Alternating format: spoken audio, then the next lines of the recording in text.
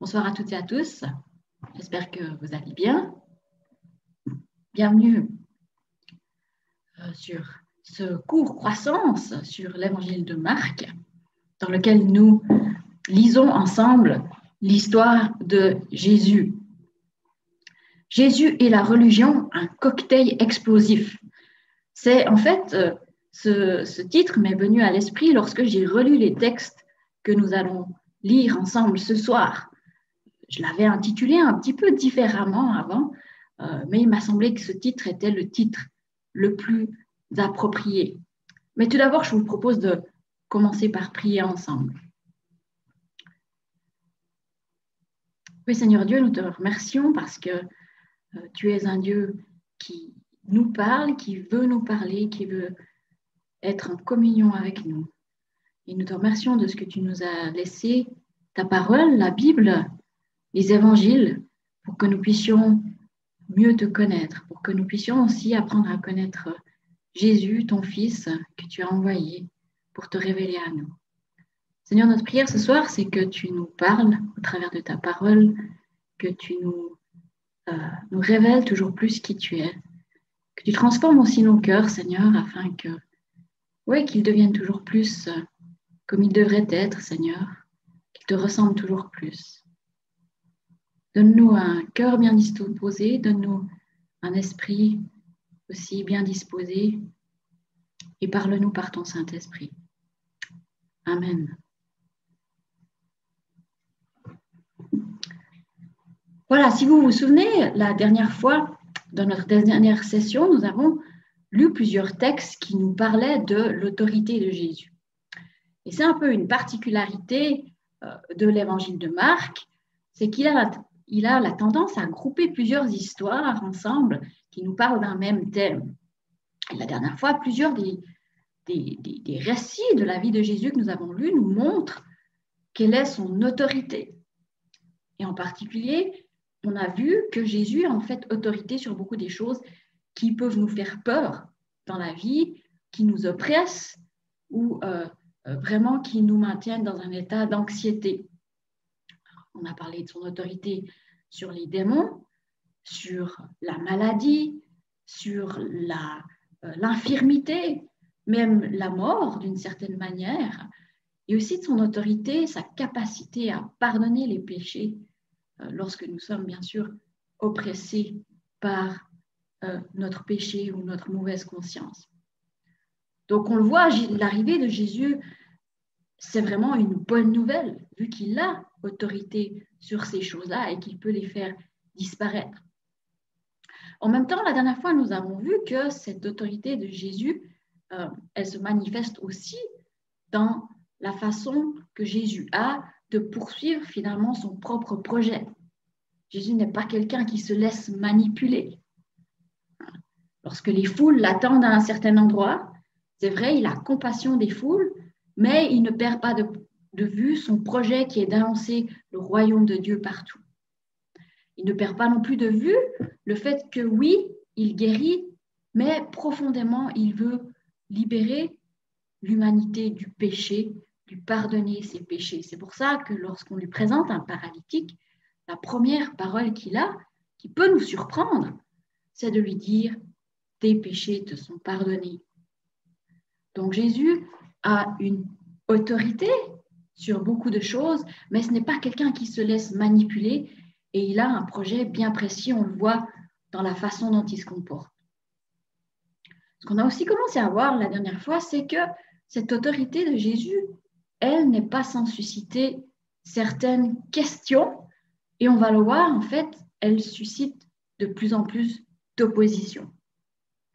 On l'a déjà vu dans l'histoire du paralytique, lorsque Jésus dit à cet homme « tes péchés te sont pardonnés », il y a des experts de la loi qui réagissent très vivement et qui disent « cet homme blasphème, seul Dieu peut pardonner ».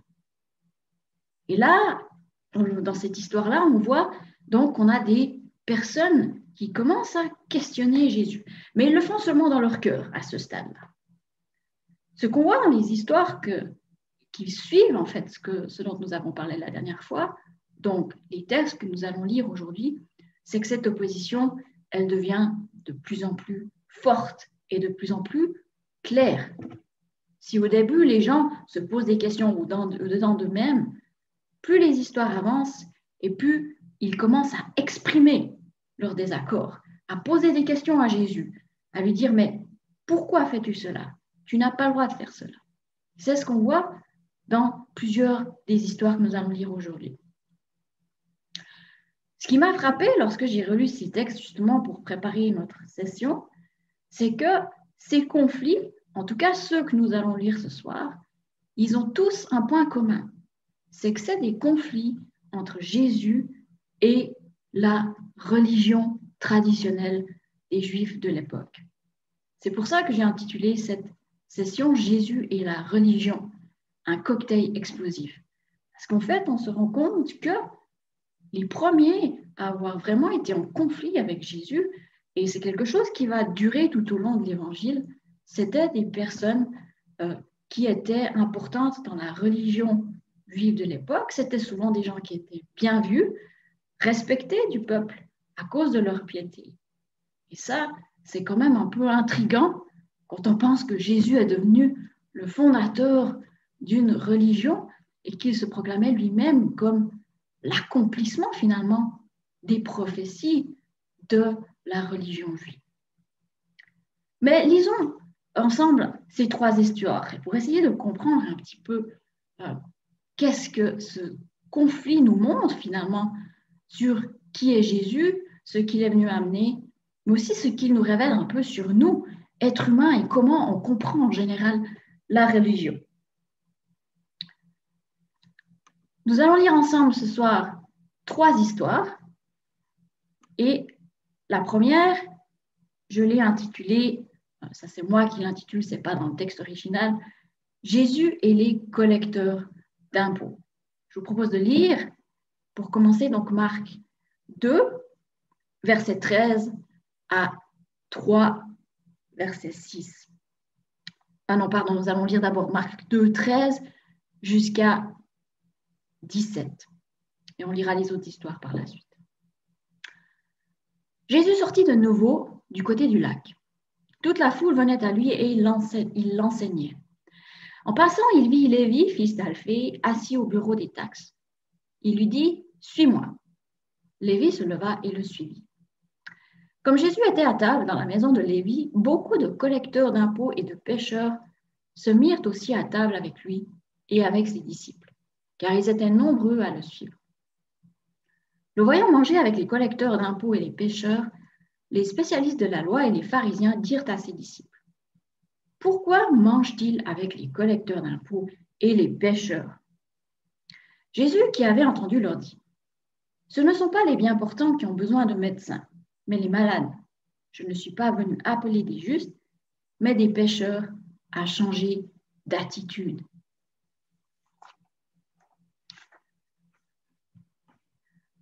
Dans la première partie de ce texte, nous voyons que Jésus appelle un nouveau disciple de manière très personnelle. Et cet appel ressemble passablement à la façon dont il a appelé, par exemple, Simon-Pierre ou André, qui étaient pécheurs. Et apparemment, la réaction du futur disciple ici, qui s'appelle Lévi, a été exactement la même que celle de Simon-Pierre. Il a tout laissé pour suivre Jésus immédiatement. Le problème dans ce cas-là, c'est que ce monsieur Lévi, qui deviendra l'un des 12 disciples de Jésus, donc un des disciples qui font partie vraiment du groupe le plus intime de Jésus, il était collecteur d'impôts. Or, à l'époque, les collecteurs d'impôts n'ont pas bonne réputation. Et c'est pour ça que dans notre texte, on voit qu'ils sont associés aux pécheurs, à ceux qui commettaient des péchés et qu'on considérait comme des mauvaises gens, on le dirait un petit peu, c'est un peu du vieux français, mais c'est comme ça qu'on pourrait le dire aujourd'hui. Pourquoi est-ce que les collecteurs d'impôts avaient mauvaise réputation? Je ne crois pas que les collecteurs d'impôts aient bonne réputation aujourd'hui non plus, mais disons qu'à l'époque, c'était bien pire. D'une part parce que le système leur permettait souvent de tricher, hein, il n'y avait pas toujours des lois aussi efficaces qu'aujourd'hui. On sait que même aujourd'hui, elles ne sont pas toujours complètement efficaces, mais un collecteur d'impôts pouvait très facilement demander plus d'impôts et s'enrichir au passage. Donc, on les considérait souvent comme des voleurs. L'autre raison, c'est que ces collecteurs d'impôts, ils travaillaient bien sûr pour les autorités en place. Et les autorités en place, c'était soit les Romains directement, soit des autorités que les Romains, en tant que peuple qui avait conquis Israël, avaient mis en place. Un roi comme Hérode, par exemple. Et bien sûr que ce genre de gouvernement était impopulaire de manière générale, d'une manière simplement peut-être par nationalisme. Bien sûr, on n'aime jamais être un pays conquis. Donc, les collecteurs d'impôts étaient des sortes de collaborateurs, si on veut, avec l'ennemi. Mais aussi parce que, finalement, ces Romains, ils taxaient le peuple de Dieu et ils avaient conquis le territoire qui est le territoire que Dieu avait donné à Israël. Donc, il y a aussi une dimension de traîtrise religieuse quelque part. C'est pour ça que ces collecteurs d'impôts étaient, d'un point de vue purement nationaliste, mais aussi d'un point de vue religieux, considérés comme de mauvaises gens, comme des traîtres, comme des gens dont la vie est hostile à Dieu à cause de cette collaboration avec l'ennemi et à cause, bien sûr, probablement de la tricherie, du vol qu'ils commettaient en collectant les impôts. D'où cette question finalement des spécialistes de la loi et des pharisiens. C'est intéressant, on le voit ici, les pharisiens interrogent plutôt les disciples que Jésus directement. Ils lui demandent pourquoi finalement Jésus, donc votre maître, mange-t-il avec les collecteurs d'impôts et les pécheurs? Ce qu'il faut savoir aussi, c'est que manger avec quelqu'un à l'époque, tout comme aujourd'hui d'ailleurs, mais probablement encore plus à l'époque, c'était un signe de communion, un signe d'acceptance, un signe qu'on était prêt à partager, à être en contact avec quelqu'un. Donc c'était un signal quand même assez fort de la part de Jésus qu'il acceptait ce type de personne. Ce qui est étonnant, c'est ce que Jésus répond. Parce qu'il répond non seulement d'une façon qui implique que c'est OK pour lui d'être avec des collecteurs d'impôts et des pécheurs, mais en fait, il indique que c'est précisément dans ce but qu'il est venu. Donc pour Jésus, sa mission justement, c'est d'aller auprès de personnes qui sont comme les collecteurs d'impôts et les pécheurs. Il le dit, ce ne sont pas les bien portants qui ont besoin de médecins, mais les malades.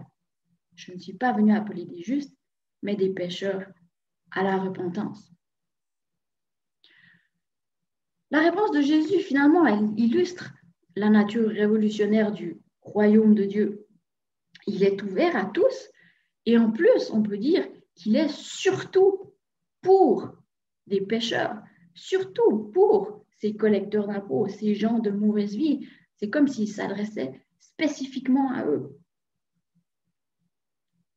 Alors, ce qui est intéressant, c'est que la réponse de Jésus montre que ces gens sont des pécheurs. Jésus ne nie pas qu'ils sont des pécheurs, mais il est venu pour les appeler à la repentance. Et le fait que ces personnes sont des pécheurs n'empêche pas Jésus d'entrer en contact, même en communion avec eux. Jésus donc est venu pour appeler des pécheurs à la repentance. Et ce qui est intéressant, c'est que son attitude avec ses collecteurs d'impôts et ses pécheurs, ça marche. Ça marche. Le texte nous dit, car ils étaient nombreux à le suivre. Il y a quelque chose de très interpellant, je trouve, dans cette histoire. Et elle me rappelle l'histoire de Zachée dans l'évangile de Luc. Vous connaissez très certainement l'histoire de Zachée, ce célèbre collecteur d'impôts. Nous la lisons dans l'évangile de Luc au chapitre 19, versets 1 à 10. Et je crois que ça vaut la peine de relire cette histoire ensemble. Luc 19, versets 1 à 10. Jésus était entré dans Jéricho et traversait la ville. Or, un homme riche appelé Zachée, chef des collecteurs d'impôts, cherchait à voir qui était Jésus, mais il n'y parvenait pas à cause de la foule, car il était de petite taille. Il courut en avant et monta sur un sycomore pour voir Jésus, parce qu'il devait passer par là. Lorsque Jésus fut arrivé à cet endroit, il leva les yeux, le vit et lui dit : « Zachée, dépêche-toi de descendre, car il faut que je m'arrête aujourd'hui chez toi. » Zachée s'empressa de descendre et l'accueillit avec joie. En voyant cela, tous murmuraient et disaient : « Il est allé loger chez un homme pécheur. » Mais Zachée, se tenant devant le Seigneur, lui dit : « Seigneur, je donne aux pauvres la moitié de mes biens, et si j'ai causé du tort à quelqu'un, je lui rends le quadruple. » Alors Jésus dit à son propos : « Le salut est entré aujourd'hui dans cette maison parce que lui aussi est un fils d'Abraham. En effet, le Fils de l'homme est venu chercher et sauver ce qui était perdu. »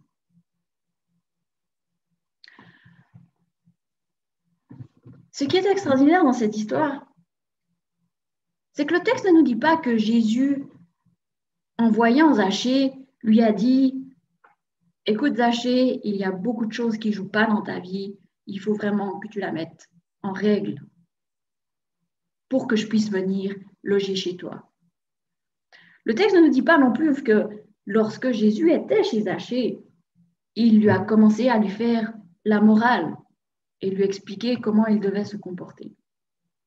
On ne sait pas en fait ce que Jésus a dit à Zachée.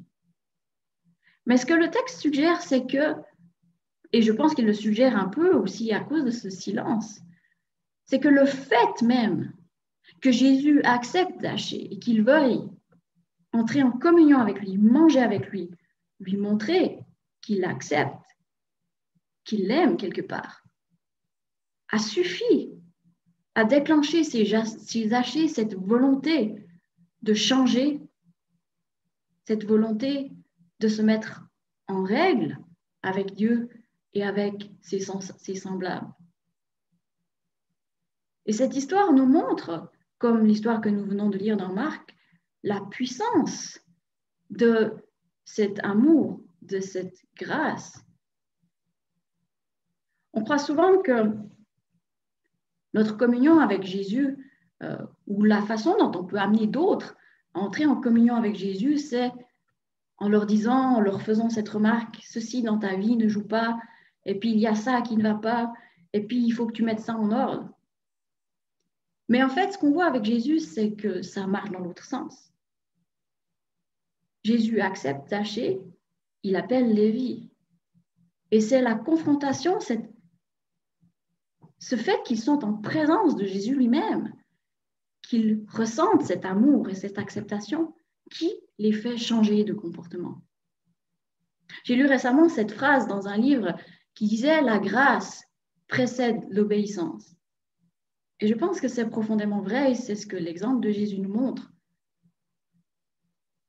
Si on pense à notre propre vie, n'est-ce pas également ce qui s'est passé lorsque nous avons choisi de vivre Jésus?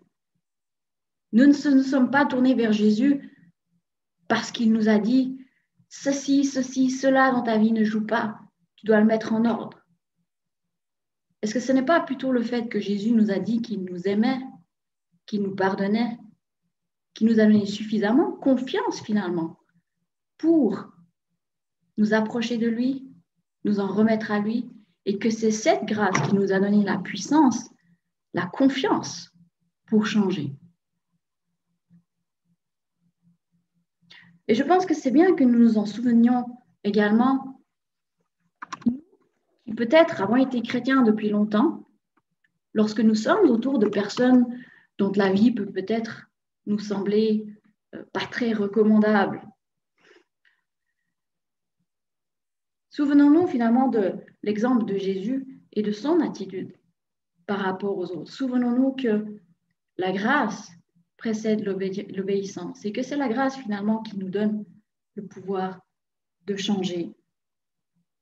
Voici donc la première histoire où il semble qu'il y ait un conflit, en tout cas une certaine mésentente entre les les chefs religieux, les pharisiens et Jésus.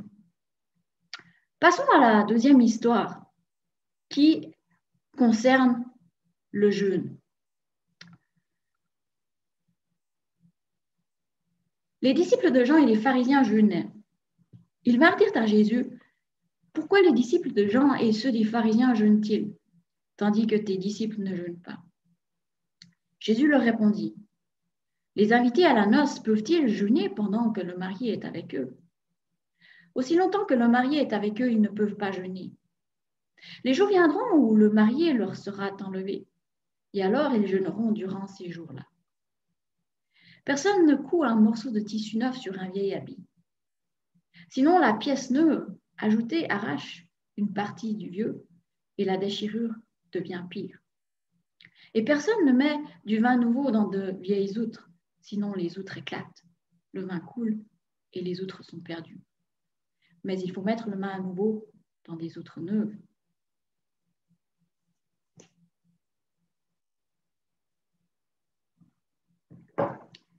Pourquoi une telle question de la part des disciples de Jean, donc il s'agit des disciples de Jean-Baptiste et des pharisiens?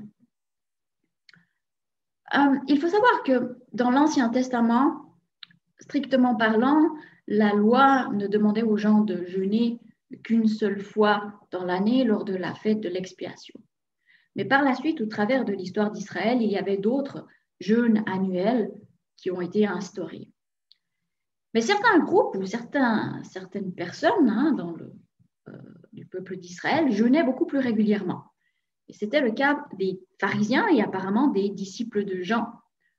Le Nouveau Testament nous dit quelque part que les pharisiens jeûnaient 2 fois par semaine. Alors pourquoi est-ce que certaines personnes ou certains groupes jeûnaient aussi souvent? Apparemment, d'un côté, c'était pour exprimer leur dévotion envers leur Dieu, bien sûr. Et d'un autre côté, c'était probablement le cas pour les disciples de Jean, le jeûne était aussi une manière d'exprimer l'attente que l'on avait à cette époque-là, en tout cas pour certains groupes, surtout les disciples de Jean le Baptiste, l'attente. Donc le jeûne permettait d'exprimer cette attente qu'on avait que Dieu revienne et qu'il établisse son royaume. On se souvient que finalement les disciples de Jean, lui, est venu annoncer que le royaume de Dieu était proche. Il y avait une certaine urgence. Et on s'attendait à ce que Dieu revienne.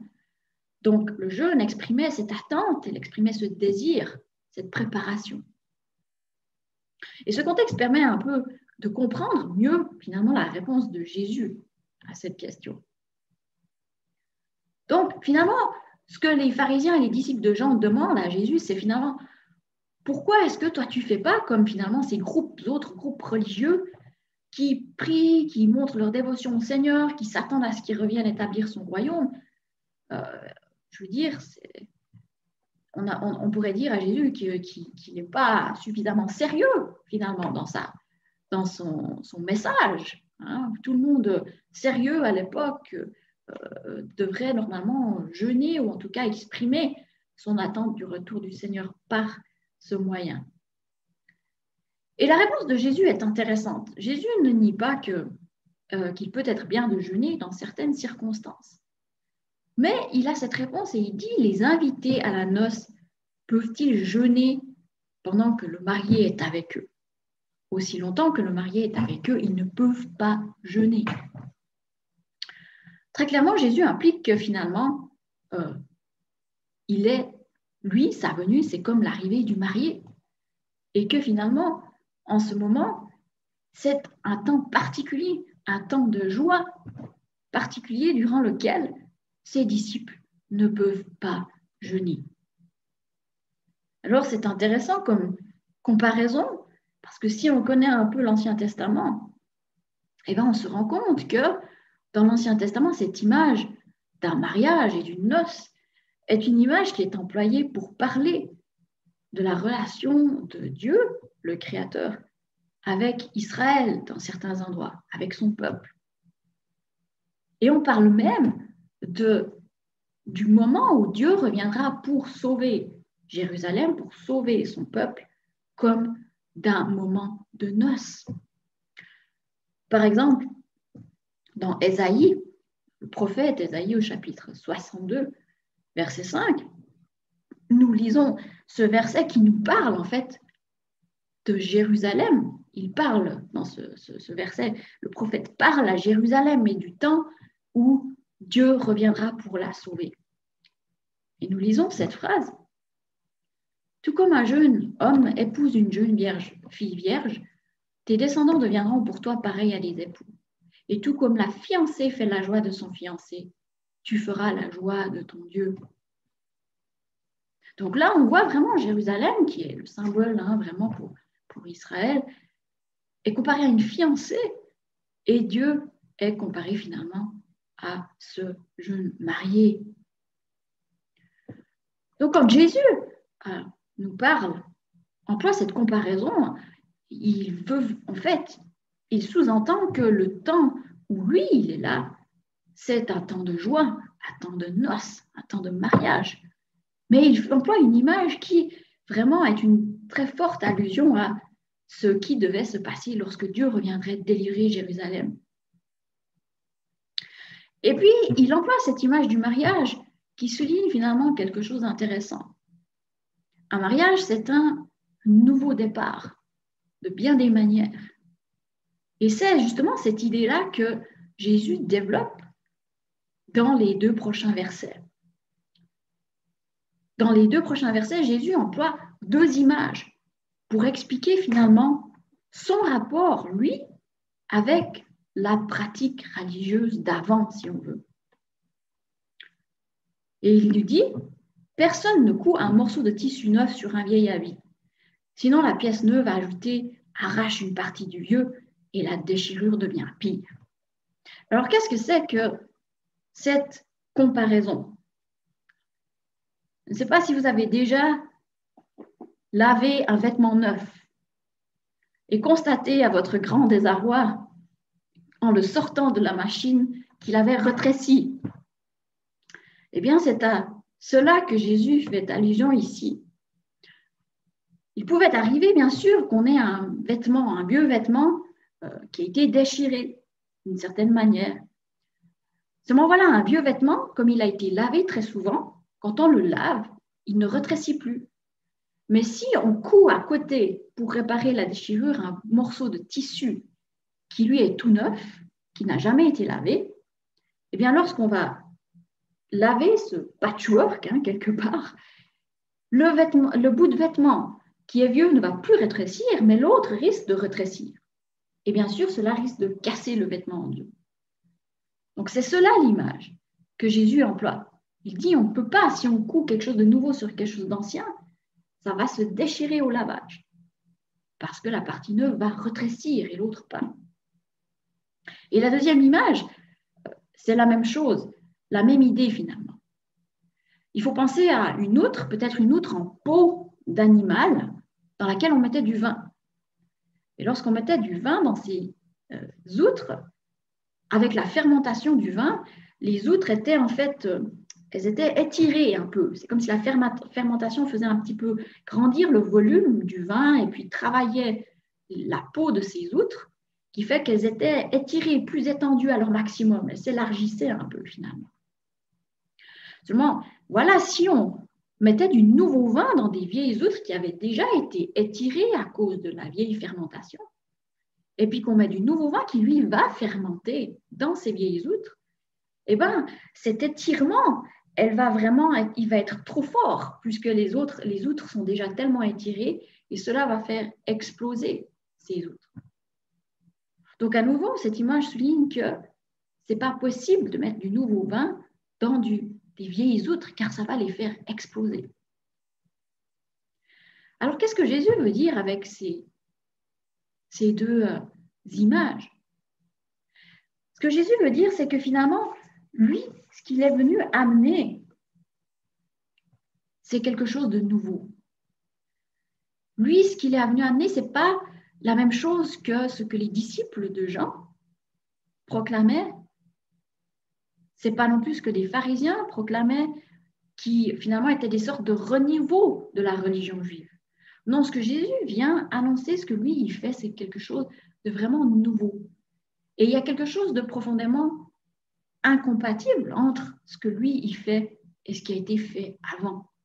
On ne peut pas complètement les réconcilier. Et les images qu'il emploie, en fait, mettent en garde même contre la tentative de vouloir comprendre Jésus de la même façon que ce que faisaient les disciples de Jean ou les pharisiens.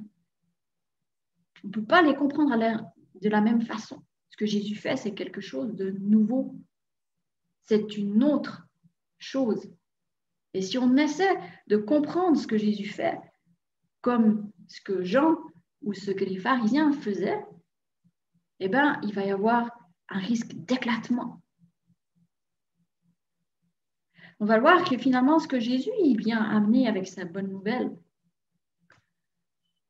ce n'est pas une sorte de renouveau d'une plus grande piété pour qu'on fasse plus de jeûnes et bien qu'on obéisse mieux à la loi. Non, ce que Jésus vient faire, c'est vraiment amener quelque chose de nouveau, amener la grâce. Une grâce qui va justement nous rendre capables d'obéir à la loi. Et ça, c'est quelque chose de nouveau. Ça fonctionne différemment et on ne peut pas vraiment le réconcilier avec des autres façons de comprendre la religion.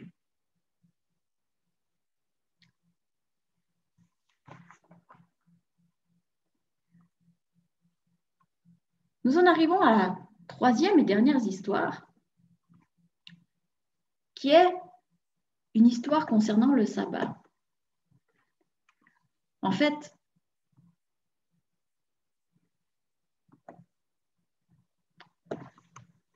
cette histoire a deux parties, où on pourrait dire qu'il y a deux histoires, mais à nouveau, elles illustrent un conflit entre Jésus et les autorités religieuses.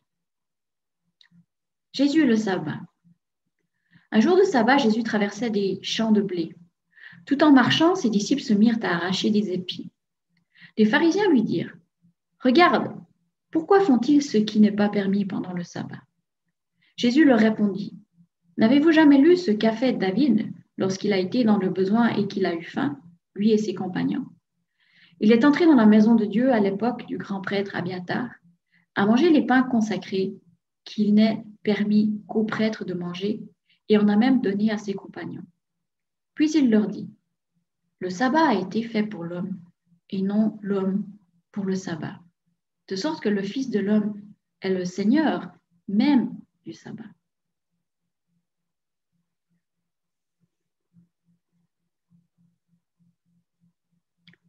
Cette fois, on le voit, les pharisiens s'adressent directement à Jésus concernant ses disciples. Mais c'est clair qu'il y a un reproche vraiment qui lui est fait. Pourquoi font-ils ce qu'il n'est pas permis de faire pendant le sabbat ? Alors, on le sait, le respect du sabbat est un des 10 commandements. Et tous les Juifs, à l'époque de Jésus, le respectaient et étaient d'accord sur le fait qu'il n'était pas permis de travailler ce jour-là. Par exemple, on lit dans Exode 35 au verset 2, « Pendant 6 jours, on sera à l'ouvrage. Mais le 7e jour, vous aurez un jour consacré, le sabbat, jour férié pour l'Éternel.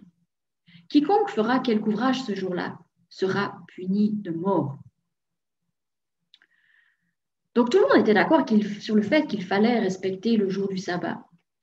Le problème, il était plutôt dans la définition de ce qui constituait du travail. Et sur ces choses-là, il y avait eu des débats parmi, bien sûr, les experts de la loi. Et certains experts étaient arrivés à la conclusion d'une liste de 39 choses que l'on n'avait pas le droit de faire le jour du sabbat. Et l'une de ces choses, c'était de moissonner. Et lorsque les disciples arrachent des épis comme ça, en passant, on pouvait considérer ça un peu, en tout cas selon eux, comme une sorte de moisson, donc quelque chose qui n'est pas permis. Alors comment est-ce que Jésus répond à ce reproche finalement? Mais il répond d'une manière un petit peu bizarre. Il emploie d'abord cette comparaison, cette histoire de David, où David, avant qu'il ne devienne roi, était poursuivi un temps par Saül et avec ses compagnons, alors qu'ils étaient affamés, ils avaient été trouver le grand prêtre et il lui avait demandé à manger. Et la seule chose qu'il avait, c'était des pains consacrés. Et dans cette situation, on peut dire d'urgence extrême, il avait mangé les pains consacrés et Dieu ne l'avait pas puni pour ça. On peut un peu se demander pourquoi est-ce que Jésus emploie cette comparaison, parce que finalement, rien ne nous dit que ses disciples étaient dans une situation aussi urgente que David et ses compagnons. Mais il semble que l'argument de Jésus fonctionne un peu de deux manières. La première manière, c'est que Jésus semble souligner que finalement, ces pharisiens, ils n'ont pas compris le but de la loi. C'est pour ça qu'il dit le sabbat a été fait pour l'homme et non l'homme pour le sabbat. Il souligne donc que finalement, la loi concernant le sabbat, et on pourrait peut-être même dire que la loi, généralement, elle n'a pas été faite. Son but, c'est pas de mesurer finalement notre piété et puis de nous justifier devant Dieu et puis de montrer à quel point on est des gens bien. Non, finalement, le sabbat, en fait, il a été fait comme un don pour l'homme, pour que l'homme puisse se régénérer, retrouver des forces, retrouver une certaine vitalité ce jour-là. Donc, c'est comme si, par leurs questions, les pharisiens ou les personnes religieuses de l'époque montraient qu'elles n'avaient pas vraiment compris le but de la loi, et en particulier de la loi pour le sabbat. Et puis, de l'autre côté, l'argument de Jésus semble être que lui, en tant que descendant de David, en tant que Messie, a une autorité particulière sur le sabbat, que lui, il a l'autorité de faire entrer ses disciples dans une forme de repos et de faire des choses qui pourraient sembler être en désaccord avec le sabbat. C'est pour ça qu'il dit de sorte que le Fils de l'homme est le Seigneur même du sabbat. Et quand Jésus parle du Fils de l'homme, eh bien, il fait allusion à lui-même. Donc, par cette parole, Jésus implique aussi qu'il est le Seigneur, le Maître, lui, du sabbat. Et là aussi, il ne faut pas qu'on oublie que de faire une telle déclaration, c'est quand même assez choquant, car celui qui a instauré le sabbat, finalement, c'est Dieu lui-même. L'histoire qui vient après nous montre qu'effectivement, il semble y avoir un problème avec ces gens religieux dans leur compréhension du but de la loi, et de la loi surtout concernant le sabbat. Et c'est pour ça que nous allons lire ce dernier texte qui se trouve tout au début du chapitre 3. À nouveau, une histoire concernant le sabbat. Jésus entra de nouveau dans la synagogue. Il s'y trouvait un homme qui avait la main paralysée. Ils observaient Jésus pour voir s'il le guérirait le jour du sabbat. C'était afin de pouvoir l'accuser. Jésus dit à l'homme qui avait la main paralysée, « Lève-toi, là au milieu. » Puis il leur dit, « Est-il permis le jour du sabbat de faire du bien ou de faire du mal, de sauver une personne ou de la tuer ?» Mais ils gardèrent le silence. Alors il promena sur eux un regard de colère, et peiné de l'endurcissement de leur cœur, il dit à l'homme, « Tends ta main. » Il la tendit et sa main fut guérie. Les pharisiens sortirent et tinrent aussitôt conseil avec les Hérodiens sur les moyens de le faire mourir.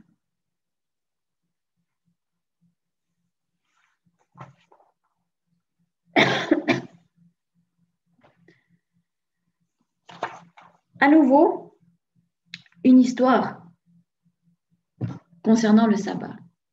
Pourquoi est-ce que ces gens sont en train d'observer si Jésus va guérir cet homme? C'est parce que guérir, soigner des gens le jour du sabbat, c'était considéré comme du travail. Et c'était donc interdit, sauf s'il y avait éventuellement une vie en danger. Et là, de nouveau, la réponse de Jésus, il n'y a pas vraiment de question qui est posée, mais Jésus y voit très bien ce qui est en train de se passer, montre que ces gens n'ont en fait pas compris le but du sabbat. Et il te demande, est-il permis le jour du sabbat de faire du bien ou de faire du mal, de sauver une personne ou de la tuer? Et ensuite, Jésus, il nous est dit dans ce texte que Jésus a un regard qui est rempli de colère et qu'il est peiné de l'endurcissement de leur cœur. Donc c'est comme si Jésus était d'une part fâché et d'une part peiné de ce que ces personnes ont vraiment pas compris le but du sabbat. Et puis il guérit cet homme. Et ce qui est impressionnant, c'est qu'il le guérit uniquement en parlant. Donc c'est difficile de dire qu'il a réellement fait travailler en guérissant cet homme, vu que la seule chose qu'il fait, c'est tendre ta main et la main est guérie. Ce qui est impressionnant dans ce texte, c'est de lire la conclusion, que finalement cet acte de guérison qui s'est fait par la parole même a conduit les pharisiens à décider de chercher un moyen de tuer Jésus. Donc c'est une réaction extrêmement violente, qui peut même nous choquer. Alors, qu'est-ce qu'on peut finalement conclure des textes que nous avons lus ce soir? Bien, je pense plusieurs choses. Tout d'abord, que doit-on déduire de ces conflits que Jésus a avec la religion? Ben, comme ces conflits le montrent, finalement, c'est tout à fait possible d'être quelqu'un de religieux, mais d'avoir une mauvaise compréhension du but de la loi et de la piété. Et cela va avoir des conséquences assez tragiques. Ce qui est vraiment ironique dans ces histoires, c'est que finalement, ces personnes qui connaissaient bien la loi et certainement la mettaient en pratique d'une manière qu'on aurait pu qualifier d'exemplaire, eh bien, ils commencent à avoir des réactions vraiment bizarres. Par exemple, lorsque des pécheurs se tournent vers Jésus et se repentent, ça aurait dû les réjouir, mais au lieu de ça, ils critiquent Jésus. Ou alors, quand Jésus guérit cet homme qui a la main sèche, même un jour du sabbat, ça aurait dû les transporter de joie. Mais à la place de cela, ils complotent pour tuer Jésus. Et cette histoire est vraiment très, très ironique parce que Jésus vient de leur demander: est-il permis de faire le bien, de sauver une vie le jour du sabbat, ou de faire le mal et de tuer le jour du sabbat? Or, ce que fait Jésus, c'est régénérer la vie de cette personne le jour du sabbat, donc il est vraiment dans cette lignée, alors que les pharisiens, eux, ils sortent et complotent de tuer. Et le texte implique vraiment qu'ils l'ont fait le jour du sabbat, en tout cas dans sa continuité. Donc, ce qu'on voit, c'est que finalement, cette mauvaise compréhension du but de la loi ou du but de la religion, de leur pratique religieuse, a conduit ces personnes à considérer ce qui était bien comme une guérison, comme la repentance des pécheurs, comme quelque chose de mal. Et eux, ce qu'ils font de mal, de comploter la mort de Jésus, c'est quelque chose qu'ils voient comme quelque chose de bien qu'ils doivent faire, comme si toutes les valeurs étaient inversées. Alors, comment expliquer cela? Comment est-ce que c'est même possible? Ma suggestion, je vous laisse un peu réfléchir vous-même à cette question, mais très probablement, c'est que ces personnes-là qui entrent en conflit avec Jésus avaient justement une mauvaise compréhension du but de la loi et n'avaient pas suffisamment compris à quel point le cœur de l'homme est tordu. Très certainement, ces personnes, en fait, elles avaient compris que c'est en pratiquant la loi qu'on obtient la faveur de Dieu. Et elles appuyaient leur propre identité, leur statut devant Dieu sur ces pratiques. Elles se disaient: je jeûne 2 fois par semaine. Moi, je ne suis pas un pécheur. Moi, je pratique la loi, je respecte le sabbat jusque dans ses moindres détails. Et lorsque Jésus vient et qu'en fait, il accepte des pécheurs qui, eux, n'ont pas fait tout ce travail d'obéissance, ou alors qu'il guérit cet homme un jour de sabbat, il ne respecte pas la loi comme eux, ils se sentent totalement désécurisés. Ils se disent: mais comment est-ce que Dieu pourrait accepter des gens qui n'ont pas fait tout cet effort? Comment est-ce que Dieu... En fait, Jésus annihile tous leurs efforts et ils se sentent menacés, désécurisés. C'est comme si tout à coup, tout leur travail n'avait plus aucune valeur, vu qu'on peut rentrer gratuitement en relation avec Jésus et donc avec Dieu. Et en fait, ce que ces conflits illuminent, c'est que, et les réponses de Jésus illuminent, c'est qu'ils n'ont pas compris le but de la loi. Et ils illustrent en fait le fait que le cœur de l'homme, même si il s'applique à obéir la loi, il est tordu et il ne peut pas plaire à Dieu. Ce qu'on voit dans ces conflits et dans l'attitude de Jésus par rapport à ces pécheurs, c'est que le but de la loi était différent et que la façon dont on entre en contact avec Dieu est différente de ce que croient ces chefs religieux. Et il faut qu'on comprenne qu'il y a une différence vraiment énorme.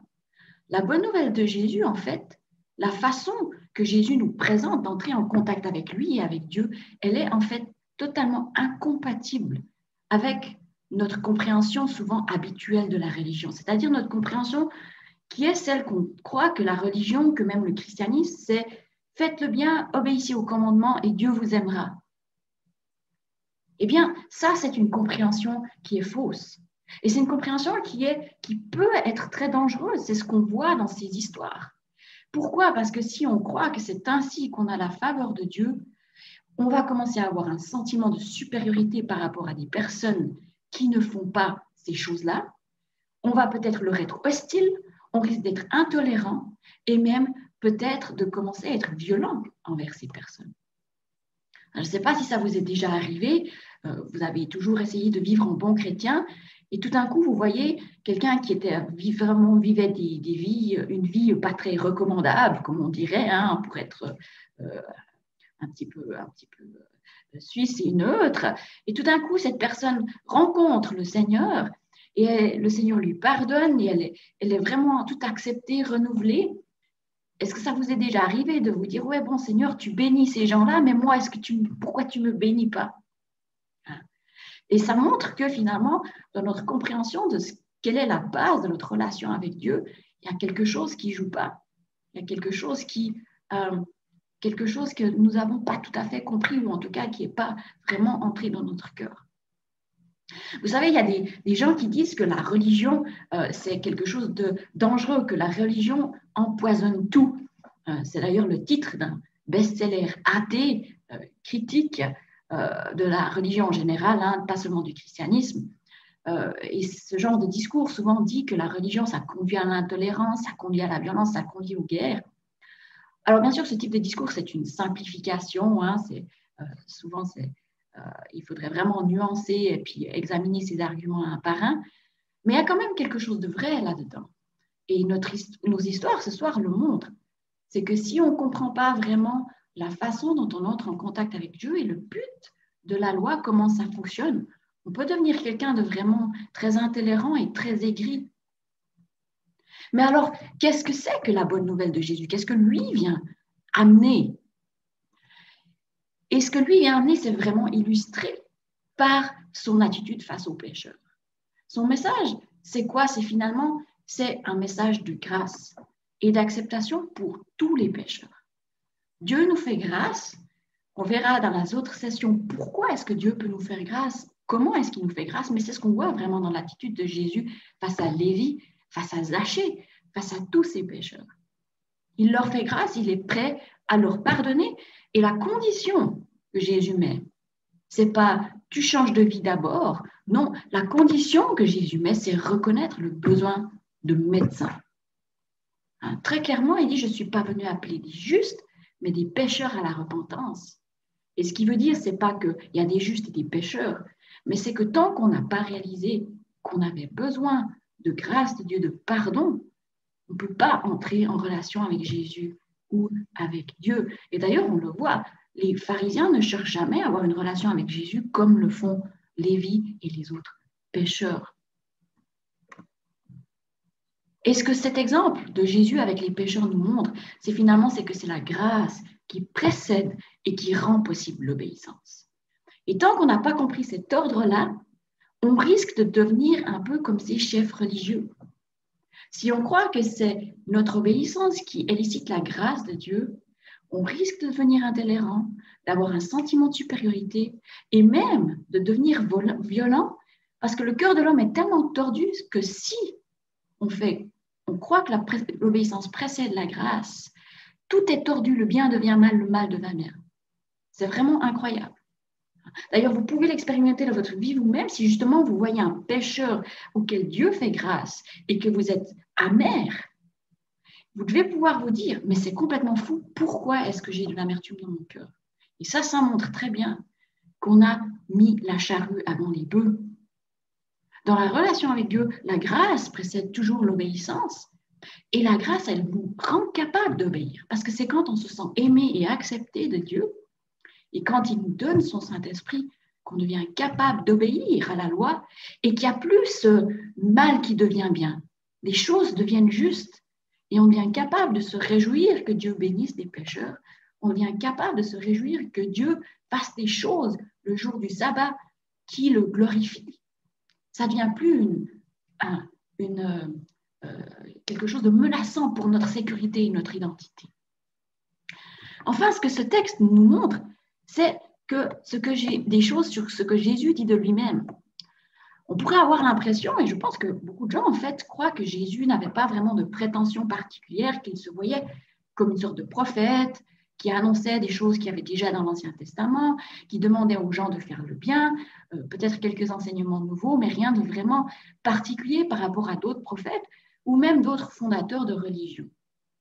Mais en fait, si on lit l'histoire de Jésus et ses paroles à lui, ses actions à lui, on voit que ses prétentions sont beaucoup, beaucoup plus ambitieuses que ça. On le voit avec cette parabole du vêtement, cette parabole des outres. Pour Jésus, ce qui se passe avec lui, c'est quelque chose de nouveau et d'hors catégorie. Et c'est tellement nouveau qu'on doit faire très attention à ne pas essayer de le comprendre dans les termes d'autres messages prophétiques et d'autres religions.